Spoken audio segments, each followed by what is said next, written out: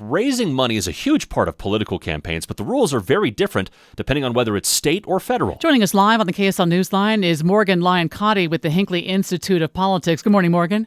Good morning. I found myself forgetting, and therefore I was surprised when I was hearing about the amount of donations to our gubernatorial candidates, because I thought, $700,000, how can you donate that much to an individual candidate? Because I had been thinking that the federal rules applied. Can you explain that to us a little bit?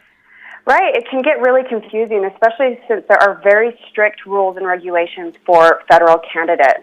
And sometimes part of the reason that it's confusing is because it applies to Utah's own congresspeople. So if you want to donate to whoever's running in your congressional district, those are really different rules than whoever's running in your legislative district.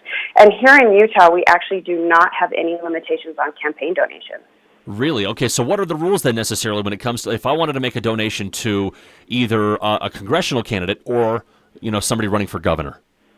Right. So it's just dollar limitations for federal, and it depends on if you're an individual, if you're a corporation, it's different. And it's also different if you're donating to the candidate's personal campaign or if you're donating to a PAC.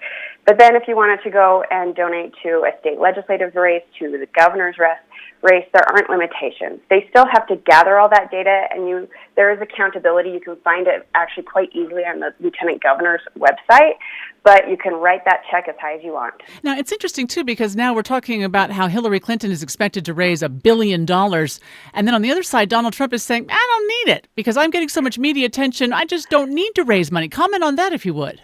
He sort of has a point. If you look at the numbers of which Republican candidates spent the most in the primary, I think he's number 3 or 4. He was outspent by Ted Cruz. He was outspent by Ben Carson. And that media attention, his really oversized personality is going a long way. Fascinating. We'll continue to study and follow campaign financing and spending, and we appreciate your insight. Morgan Lyon-Cotti with the Hinckley Institute of Politics on the KSL In-Depth at 15 and 45.